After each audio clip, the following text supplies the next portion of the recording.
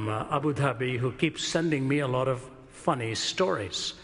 I don't know whether it's because he thinks I'm not funny enough or whether he's just hoping I will quote him one of these days. And so maybe I will accomplish both by telling you one of the stories he recently sent me. He comes from India, lives in the UAE. Actually, his son goes here to Moody. He sent me this story some time ago. He said, did you hear of this Indian who was flying with Einstein next to him? You can already tell the imagination is being stretched. So this Indian guy is sitting next to Einstein, and Einstein says, you know, it's a long flight. Why don't we have a competition? I'll ask you a question, and if you can't answer it, you give me $5.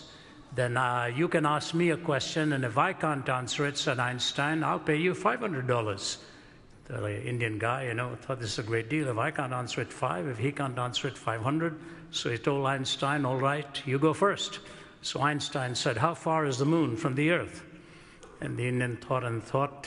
He said, you know what, I really don't have the exact answer. Here's $5. Then he looked at Einstein and said, what goes up a hill with 3 legs and comes down with 4? And Einstein worked through all of his knowledge of science, couldn't figure out what he was talking about, put his hand into his pocket and gave him $500. Einstein's turn again.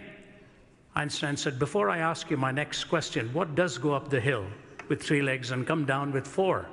And the Indian put his hand into his pocket and gave him $5.